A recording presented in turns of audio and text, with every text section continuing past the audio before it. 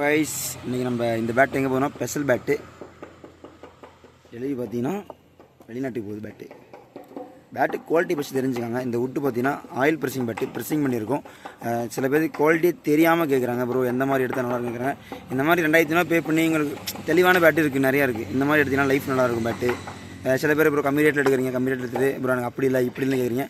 நான் சொல்லவா, நீங்கள் ஃபஸ்ட்டு ஒரு நல்ல ஒரு ரேட்டில் போட்டு பேட் எடுத்தீங்கன்னா லைஃப் நல்லாயிருக்கும். டிஃப்ரென்ஸ் அதான் சொல்கிறேன். எல்லா கடைக்காரும் எல்லா ரேட்டும் வச்சுருப்பாங்க, ஏன்னா அவங்க பிஸ்னஸ் பண்ணுறதுக்காக நல்லா வச்சுருப்பாங்க. ஏன்னா அவங்களுக்கு லோ பட்ஜெட் கஸ்டமர் இருப்பாங்க, ஹை பட்ஜெட் கஸ்டமர் இருப்பாங்க.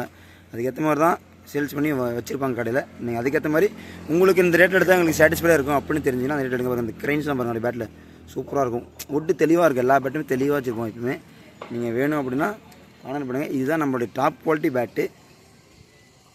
இது வந்து பார்த்திங்கன்னா என்ன ஒரு போகுதுன்னா வாணியம்பாடி போகுது. சூப்பராக இருக்கும். வேணும் அப்படியே கான்டாக்ட் பண்ணுங்கள்.